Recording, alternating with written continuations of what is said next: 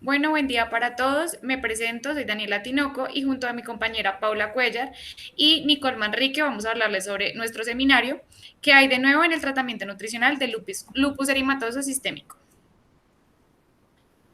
Bueno, este es el contenido de nuestra sesión. Hablaremos primero pues, sobre la definición, la epidemiología, continuando con la etiología, las manifestaciones clínicas, algo pequeño sobre el diagnóstico, las complicaciones que se presentan en este tipo de pacientes, cuál es su tratamiento farmacológico básico y nos vamos a centrar en su tratamiento nutricional y las dietas más comunes para su tratamiento. Adicional, vamos a presentar un caso en el que se ejemplifica un poco lo que hemos encontrado en esta revisión.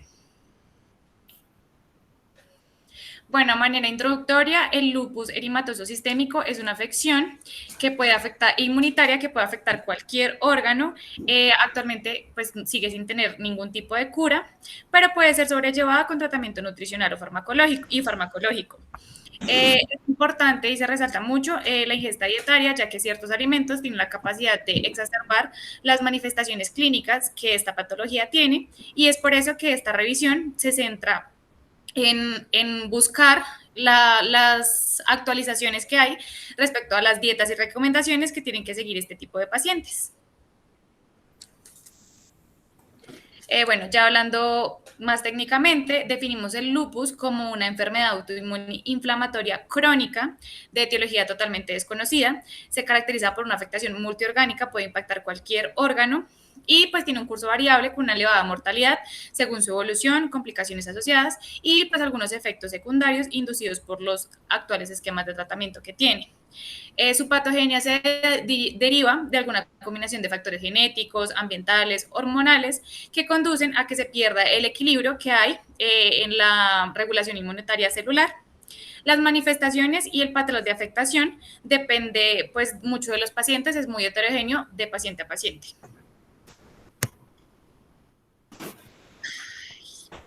Sigue.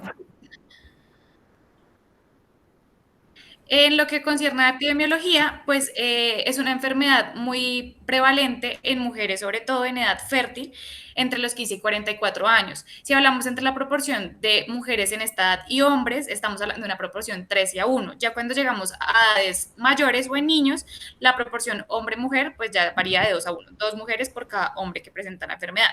Es más frecuente en personas caucásicas, su prevalencia pues no es muy alta, es de 6,5 a 17,8 personas por cada 100.000 personas, y se calcula que anualmente 1.600 personas son diagnosticadas con lupus a nivel mundial. De estas se cree más o menos que entre un 10 y el 15% muere anticipadamente, pues derivado de las complicaciones que esta patología trae. Siguiente. Bueno, ya metiéndonos un poco más en la etiología y fisiopatología de esta enfermedad, pues aunque no hay una causa exacta, se dice que hay unos factores que pueden predisponerla. Hablamos de factores hormonales, encontramos los estrógenos, se ha dicho que los estrógenos son como causantes, ya que se ve que uno, que las mujeres en edad fértil son las que más padecen la enfermedad, dos, que los síntomas se exacerban un poco más en los periodos de menstruación, en los periodos de gestación, posparto, anticonceptivos, y que por el contrario la carga de la enfermedad disminuye en momentos como la menopausia. También encontramos factores genéticos. Se han estudiado diferentes genes cuya expresión podría condicionar pues, la base genética del lupus. Implicados sobre todo los loci de los cromosomas 1 y 2, hay una variedad de genes, pero se dice que la predisposición genética no es suficiente para desarrollar la enfermedad. También tenemos factores ambientales. Uno de los más importantes es la exposición al sol, que es uno de los más prevalentes en los pacientes. Adicional al consumo de algunos fármacos como la procainamida, la isoniazida, la mitildopa y entre otras. Además de algunos agentes infecciosos y también el estrés. Bueno, pues como que toda la patogénesis de la enfermedad involucra múltiples componentes celulares del sistema innato, inmunológico, de alguna presencia de autoanticuerpos inmunocomplejos que participan pues como en toda esta desregulación, como irregularidad del sistema inmunitario, que es lo que ataca pues digamos que todos los órganos y el tejido. Continúa. Entonces, la combinación de los factores genéticos, hormonales y ambientales, pues generan como estímulos proinflamatorios, pues a través de ciertas citoquinas que hacen que se pierda como la tolerancia inmune. ¿Qué pasa? Entonces, están los linfocitos T y los linfocitos B. Los linfocitos T tienen como un cambio de una polarización de linfocitos T helper 2 a T helper 17, que son productores de citoquinas, que estimulan a su vez un cambio en los linfocitos B, donde estos linfocitos B cambian como su producción de inmunoglobulinas por unas células B que promueven la formación de autoanticuerpos. Esos autoanticuerpos, con la producción de citoquinas de los linfocitos T, forman algo que se llama autoantígenos. Estos se unen, tanto los autoanticuerpos como los autoantígenos, y forman unos inmunocomplejos que son los que entran a los órganos y pues literalmente los producen la inflamación y pues el daño tisular, como ese complejo patológico. Adicionalmente, pues a todo esto que pasa como con la parte inmunitaria, pues hay una alteración de la respuesta inmune para eliminar los productos de desecho que se producen por la apoptosis celular. Entonces, esto empeora aún más el problema. Adicionalmente, últimamente se han estudiado tanto los monocitos como los macrófagos porque dicen que también están involucrados, ya que estos contribuyen a esta disminución de las células apoptóticas. Y también a la como a la inflamación y como que tienden a aumentar este estado proinflamatorio. Continúa. Bueno, ya hablando de las manifestaciones clínicas, encontramos que hay unas como constitucionales de la enfermedad, que son como las de primera alerta, que está la pérdida de peso, la fiebre y la astenia. Esta astenia denominada más coloquialmente como fatiga, se presentan en el 90% de los pacientes y es uno de los síntomas más difíciles de tratar para ellos. También encontramos las mialgias o pues debilidad muscular, que se presentan en un 70% de los pacientes y es una de las razones por las cuales los pacientes como que van inicialmente a una consulta médica. También tenemos la artritis y las artralgias, que son ese dolor articular. Este se presenta más o menos en 95% de los pacientes.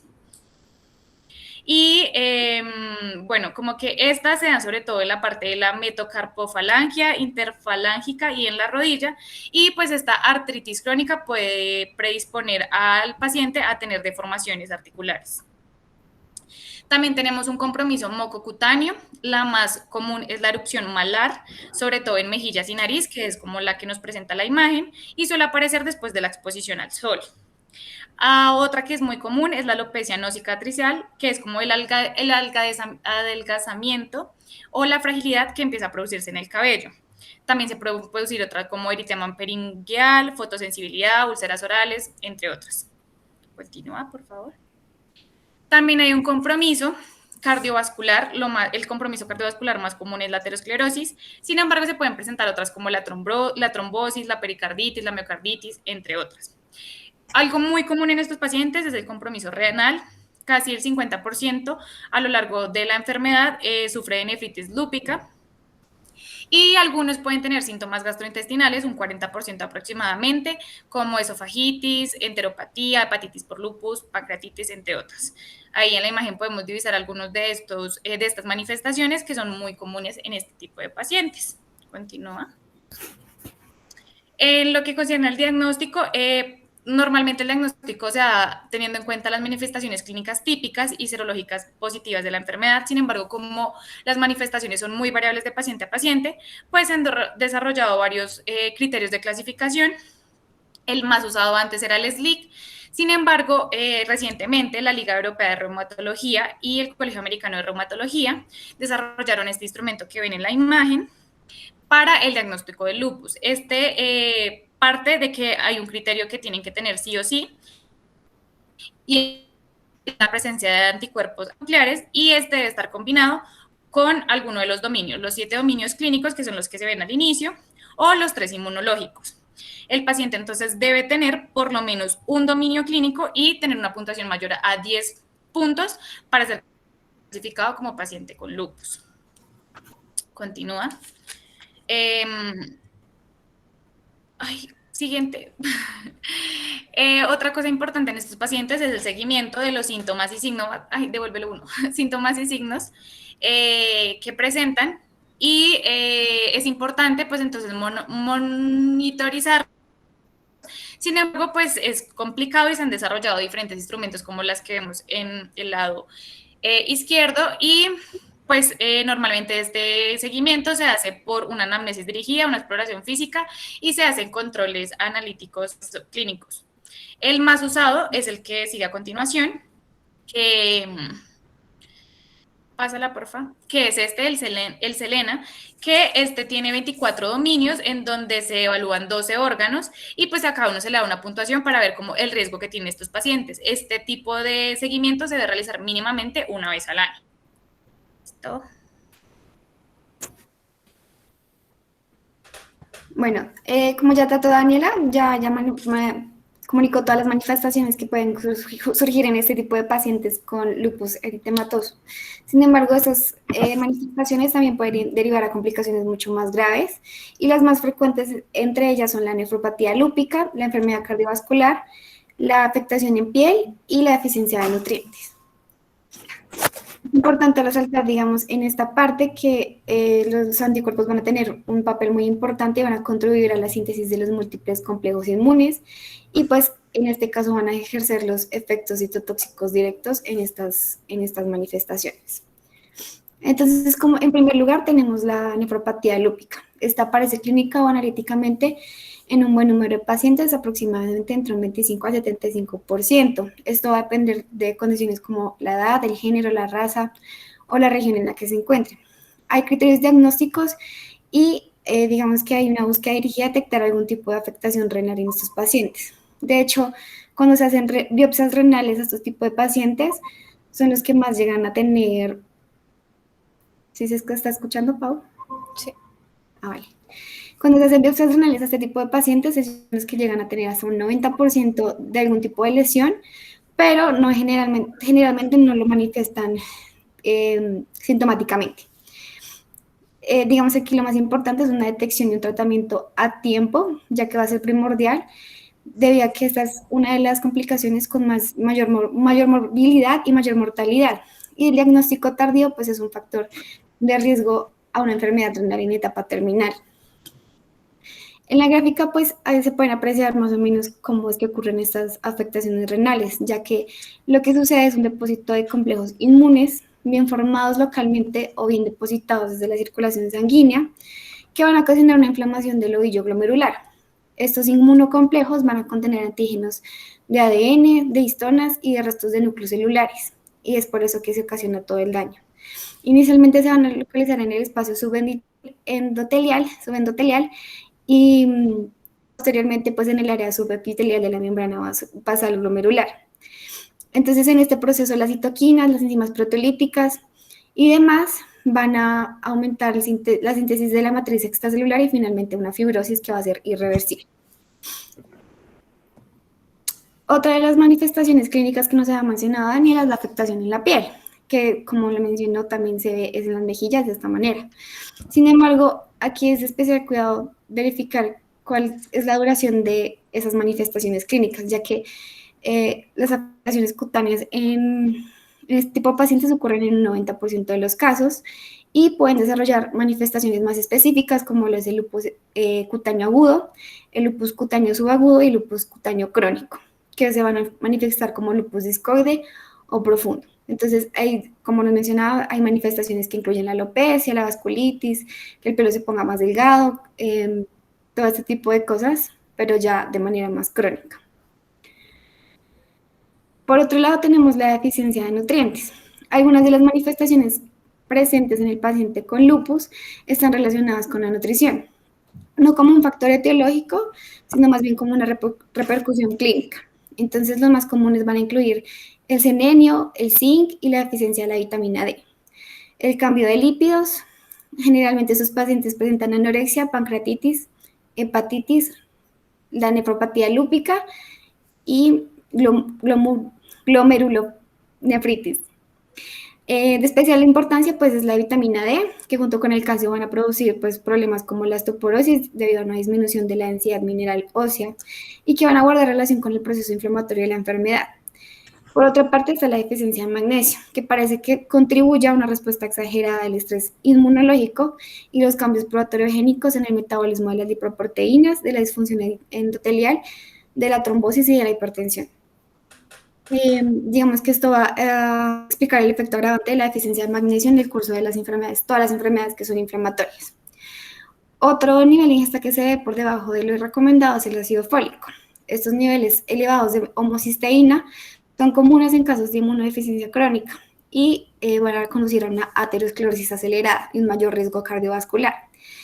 Entonces, el ácido fólico va a ser fundamental para determinar los niveles plasmáticos de homocisteína, para regular ese tipo de compuesto. Y también se sugirió que la vitamina E puede regular la producción de anticuerpos y suprimir la producción de anticuerpos en el lupus eritematoso, independientemente de su actividad antioxidante. Otra complicación muy recurrente en estos pacientes son las enfermedades cardiovasculares. Ellos van a tener un mayor riesgo de varias comorbilidades secundarias a la enfermedad activa, a daño o a complicaciones relacionadas con el tratamiento. El riesgo aumenta de 2 a 3 veces con pacientes con lupus. Entonces, digamos que ese es otro factor de riesgo y por lo que tanto el manejo agresivo de factores de riesgo cardiovascular modificables como lo son tabaquismo, obesidad o diabetes, también se tienen que tener como parte fundamental del tratamiento para prevenir una muerte prematura. Y aquí pues resalta también el control lipídico, perdón. En estos pacientes es común tener una medición constante de los niveles de LDL y colesterol. LDL se espera que esté por debajo de 97 miligramos de decilitro y un colesterol total de 175 miligramos de decilitro. Bueno, en lo que consta el tratamiento general de estos pacientes, pues depende de la gravedad de la enfermedad, qué órganos se hayan afectado, cuáles son las características propias de cada paciente, qué complicaciones asociadas ha presentado, pues porque cada uno como que lleva el lapso de su enfermedad, pues de forma diferente.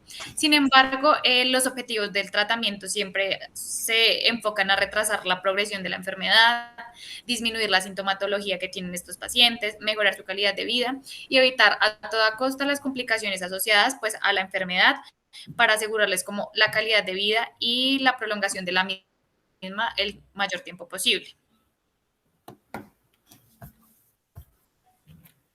Vale, y frente al tratamiento farmacológico, pues es importante destacar, primero, que no hay un tratamiento general para el lupus debido a la heterogeneidad de su comportamiento y que el manejo se debe individualizar con base en características de cada paciente.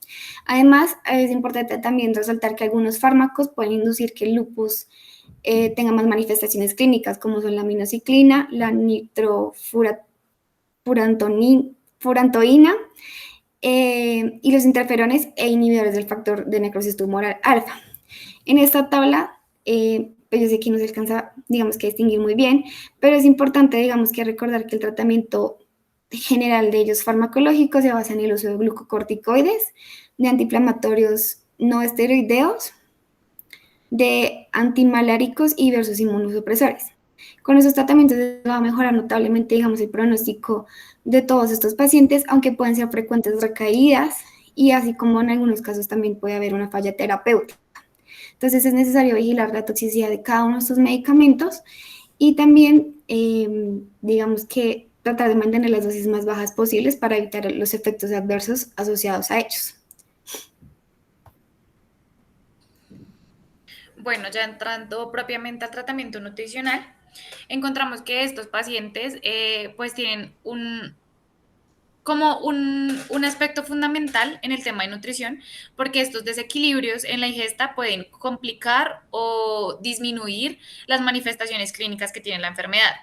Estos pacientes tienen una alta predisposición a generar disminución de su densidad ósea, deficiencias de homocisteína, deficiencia de hierro y producir anemias, riesgos cardiovasculares, tienen mucho riesgo de tener síndrome metabólico, hipertensión, obesidad. Entonces, desde la dieta se pueden impactar un poco esos factores de riesgo para disminuir pues las complicaciones de la enfermedad, porque por ejemplo la obesidad sabemos que es un estado proinflamatorio que va a hacer pues una sintomatología mayor y va a complicar todo el cuadro de, del lupus. Continúa. Pásala, porfis.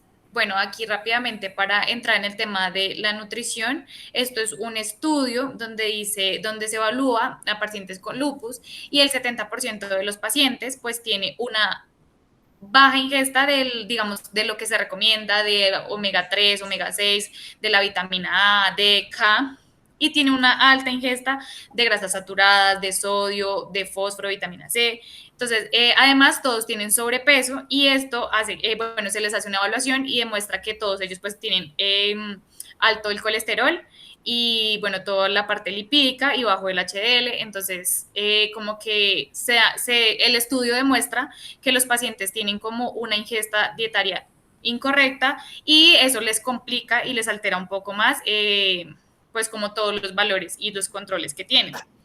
Eh, ya hablando propiamente de las recomendaciones dietarias que se da para estos pacientes, se recomienda una dieta hipocalórica porque se dice que reduce la actividad de la enfermedad. Junto con el tratamiento, se recomienda continuar con el ejercicio, la meditación y como todo lo que es hábitos saludables. Ya hablando propiamente de los macronutrientes, de los carbohidratos no hay una evidencia clara, pero se sugiere que la ingesta excesiva tiene un factor de riesgo para exacerbar las manifestaciones clínicas, pues relacionado a todo esto que les digo del riesgo que tienen de desarrollar obesidad, síndrome metabólico, diabetes, entre otras.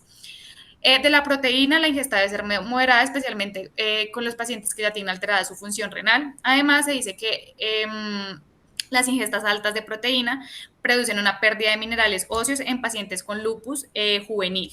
Entonces, en general, se requiere que sea moderada para evitar las complicaciones y ya los lípidos, que es el tema como más importante, se recomiendan los ácidos grasos poliinsaturados, sobre todo el omega 3, porque disminuye los niveles de mediadores inflamatorios y además porque nos da EPA y DHA, que tienen la función de disminuir la proliferación de los linfocitos, que ya vimos que son como detonantes de la enfermedad, la citotoxicidad mediada por los macrófagos y disminuir la síntesis de estas citoquinas que llaman a la inflamación.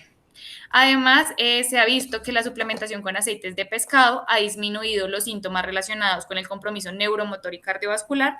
Además, ha disminuido la fatiga y la depresión en estos pacientes. Por otro lado, pues se aconseja una baja ingesta de ácidos grasos saturados porque tienen el efecto contrario y en contraste son proinflamatorios y contribuyen a que o sea, como la fisiopatología se altere aún más en estos pacientes. Bien, permítanme un momento. Ok, bueno, entonces en cuanto a las vitaminas, dale siguiente, por favor, Nicole. Tenemos la vitamina A, que pues esta es esencial para múltiples funciones, incluida el sistema inmunológico, y dentro de los compuestos pues de la vitamina A tenemos el ácido retinoico, donde los retinoides van a inhibir la formación de las células, las TH17 que nos estaba nombrando Daniela, que son proinflamatorias, y pues además de esto va a promover también la producción de las células T reguladoras, mejorando todo el tema de la proteinuria, que es bastante importante en este paciente. Todo esto va a incluir cómo mejorar los niveles antiinflamatorios y los anticuerpos del ADN.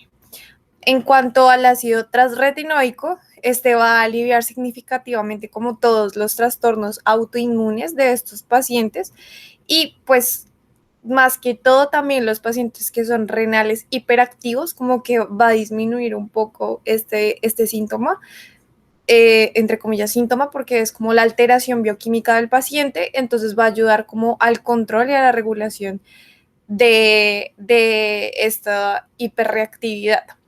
También va a disminuir como los niveles de los anticuerpos anti-ADN, porque como sabemos, pues el sistema lo que está haciendo es como atacarse a sí mismo, entonces va a ayudar como a esa regulación, más que todos los pacientes que tienen nefritis lúpica.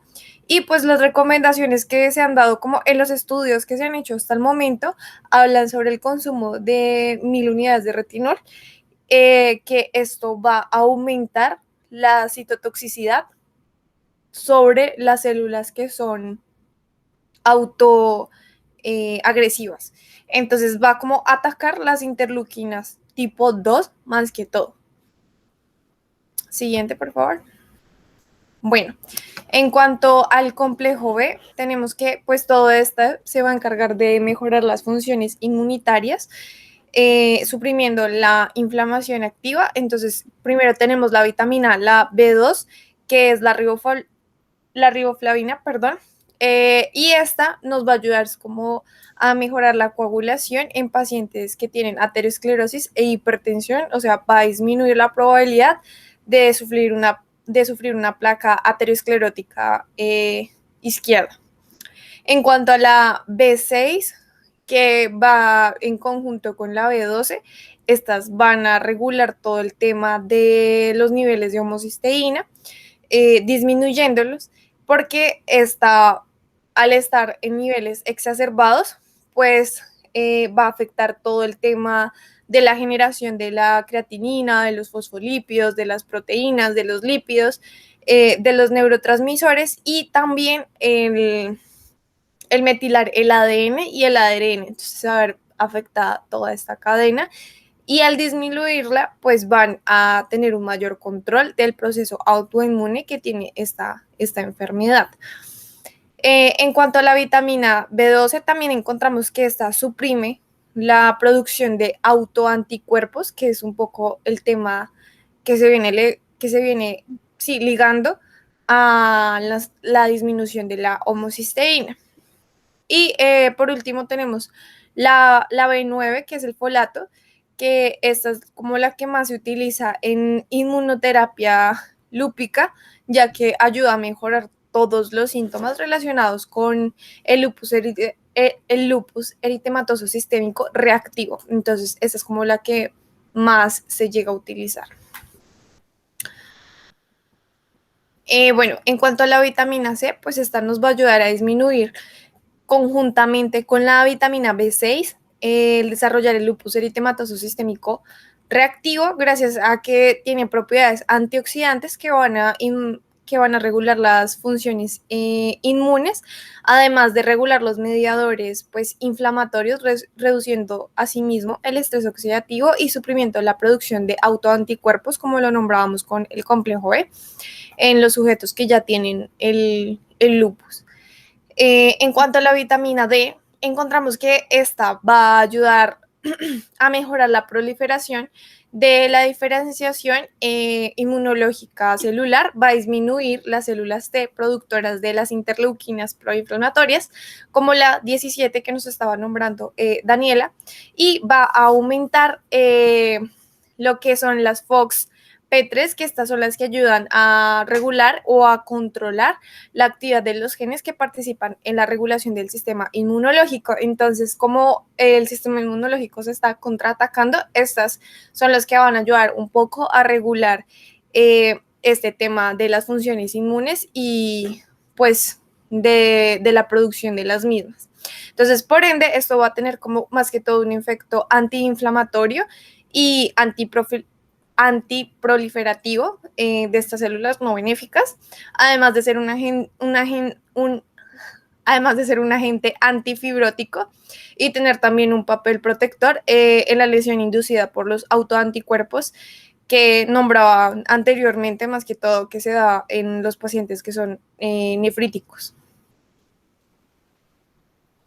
En cuanto a los minerales, pues estas son como los análisis o los estudios que se han hecho un poco de cómo se deberían manejar. Entonces, en cuanto al sodio, lo que más se encuentra es que se debe disminuir el consumo porque un consumo reducido de sodio va a ayudar a modular la respuesta inmune proinflamatoria inducida por los glucocorticoides que muchas veces se dan como tratamiento hacia el lupus.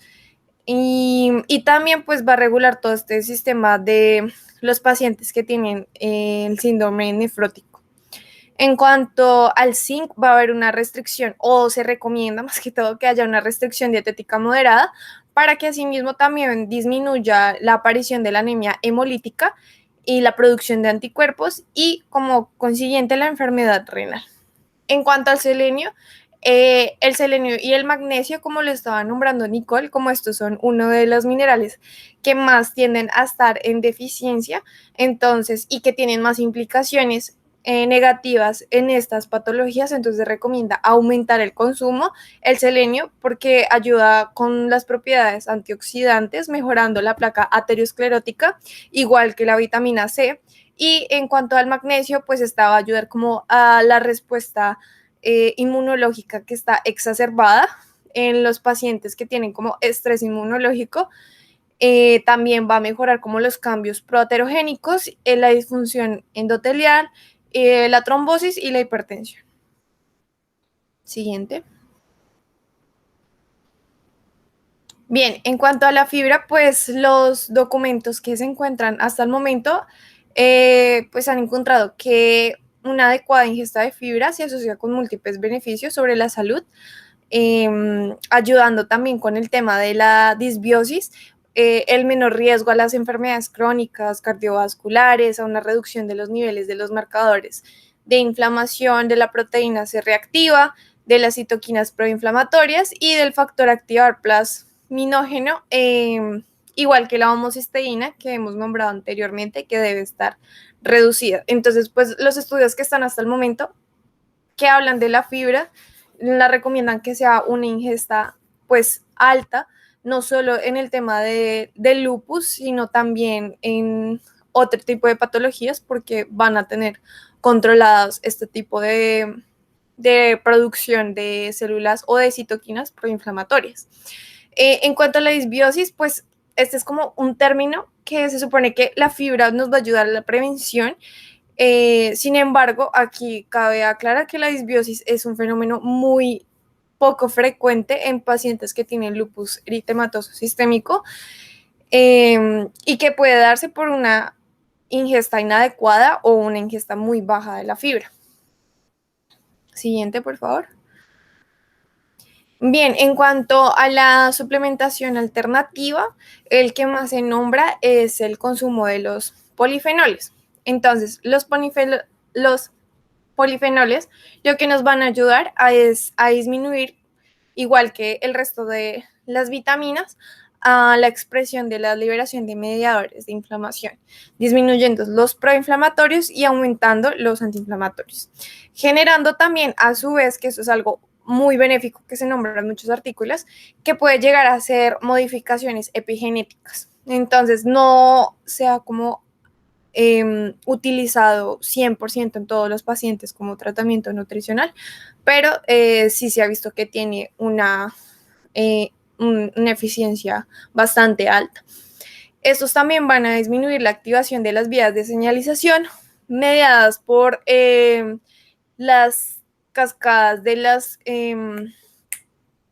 mediadores de la inflamación, y pues algo que se nombra muy importante en todos estos artículos es que uno de los alimentos que más comercio tiene es el aceite de oliva extra virgen, entonces exaltan que este va a ayudar con las características clínicas y además las histológicas de toda la patología, no solo por los polifenoles, sino también como por todos los complementos que tiene el aceite de oliva extra virgen, que tiene, pues ayudan como con el estrés oxidativo, y la respuesta de los mediadores de la inflamación. Entonces, como ya les nombré, pues va a disminuir notoriamente todo el tema del estrés oxidativo en este tipo de patologías. Bueno, vamos a comenzar entonces a hablar de qué dietas son las más comunes que recomiendan para ese tipo de pacientes. Digamos que los hábitos dietéticos que son poco saludables, como los característicos de la dieta occidental, pues se han asociado típicamente con altos niveles de inflamación, mientras que se ha demostrado que otras dietas como la mediterránea o como las de bajo índice glucémico pueden llegar a tener una asociación con la inducción de un estado antiinflamatorio. Y retomando, digamos, algo que decía Paula sobre el aceite de oliva, vamos a empezar como con las características de esta dieta mediterránea. Digamos que esta dieta mediterránea se ha estudiado y se dice que podría conferir una protección frente a determinadas enfermedades crónicas. Se ha demostrado anteriormente cómo ha mejorado, resultados en cáncer, enfermedad cardiovascular, obesidad y artritis. y entre otros. Sí, entonces se ha estudiado bastante qué otras relaciones tiene con el estrés oxidativo, la inflamación y el sistema inmunológico. Entonces, digamos que los datos epidemiológicos han mostrado que hay una menor prevalencia de enfermedades reumáticas en países mediterráneos que en comparación con países occidentales. Digamos que de la dieta mediterránea se pueden recoger varias propiedades beneficiosas para la salud. Digamos que aquí se destaca que el tipo de grasa, que la característica va a ser el aceite de oliva, como bien lo decía Paula, parte de los polifenoles va a ayudar a ser la principal fuente de grasas monoinsaturadas y digamos que porque se sube todo el aporte de grasas, se va a disminuir mucho el de proteínas y se caracteriza principalmente porque en esta dieta, aparte del uso del aceite de oliva extra virgen, del pescado, de los frutos secos, digamos que muchas de sus otros complementos en los tiempos de comida van a estar compuestos por cereales, raíces, legumbres, entre otros. Entonces, digamos que esa es la parte más importante de cómo se caracteriza esta dieta. Por otra parte, digamos que, como les comentaba anteriormente, digamos, la restricción de proteínas sí tiene un efecto beneficioso, pero se tiene que tener cautela y restricción de proteínas, ya que por sí sola la restricción de proteínas no va a tener ese efecto esperado, sino que el efecto esperado se da porque hay un cambio total de la dieta. Entonces, digamos que se ha visto que esta dieta mediterránea tradicional va a brindar una protección contra ciertas enfermedades crónicas, incluidos también los trastornos inmunes. Se ha postulado además que gran parte del proceso positivo, el efecto positivo de la dieta mediterránea, podría ser la capacidad de modular todo el proceso inflamatorio. Esto podría verse el efecto antioxidante que ejercen algunos micronutrientes y factores dietéticos presentes en la dieta. Digamos que, como también lo mencionaba Paula, los polifenoles de las verduras y las frutas van a proteger a las células del daño causado por los radicales libres de oxígeno y las especies, se me olvidó el nombre, de especies reactivas de nitrógeno. Entonces, de igual forma también los incrementos en vitamina C, en omega 3 y en fibra van a representar también elementos claves en la dieta mediterránea que van a ayudar a disminuir los niveles de lipoproteínas y a su vez pues tratar de bajar los niveles de LDL en sangre, triglicéridos y fibrinógeno, que a su vez, pues, como en conjunto, van a ayudar a prevenir enfermedades cardiovasculares, como que son la principal complicación en este tipo de pacientes. Sumado a eso, también se ha encontrado que la dieta mediterránea tiene un control de la hipertensión que podría mejorar también el riesgo cardiovascular. Digamos que en estos pacientes con enfermedades autoinmunes podría explicar también un efecto modulador. Y la presencia de aceite de oliva y ciertos nutrientes como el omega 3, los carotenoides y vitamina C, podrían controlar la respuesta inflamatoria de forma aguda o crónica. Eso por parte de la dieta mediterránea, y la otra dieta que está indicada para este tipo de pacientes es la dieta de bajo índice glucémico. Pues considerando que uno de los mayores factores que predisponen a las complicaciones es la obesidad, una dieta bajo índice glucémico puede ser indicada para estos pacientes con lupus eritematoso, ya sea como consecuencia de la enfermedad o como complemento de terapia, ya sea con corticoides. Esta intervención dietética también se basa en el resultado posterior en cambios como la hiperlipidemia y la resistencia a la insulina, además que también disminuye la fatiga de este tipo de pacientes. Digamos que los estudios han determinado que una dieta baja en carbohidratos y alta proteína y alta en grasas es al menos tan eficaz como una restricción energética en los pacientes con obesidad y pues para disminuir métricas como lo son el peso y reducir factores de riesgo de enfermedades cardiovasculares. Listo. Entonces, bueno, acá nosotras decidimos poner como un caso donde se explicará más o menos la vivencia de esta patología. Entonces decidimos poner la imagen de Selena Gómez porque es uno como de los personajes más famosos actualmente que sufre de este tipo de lupus eritematoso sistémico. Nuestra paciente, o bueno, nuestro caso es de una mujer de 45 años, Andrea Cuellar. Ella tiene el diagnóstico de lupus eritematoso sistémico desde los 23 años y algo muy importante que nos pareció pues para resaltar acá es que ella actualmente maneja una dieta pesco-vegetariana. El inicio de los cambios de los hábitos nutricionales para ella inició desde los 15 años por indigestión a los productos cárnicos, además de la convicción del maltrato animal. Sin embargo, pues quisimos como preguntarle a ella y saber nombrar acá cuáles fueron sus síntomas, cuáles fueron como su tratamiento y cómo hizo la transición en su alimentación. Siguiente. Bueno, entonces, en cuanto a los síntomas, lo que ella nos nombraba es que lo principal, ella sufre de estreñimiento, sensibilidad a las gripes o gripes con mucha frecuencia, cansancio físico, caída del cabello, dolor de articulaciones asociado a la fibromialgia, que puede tener.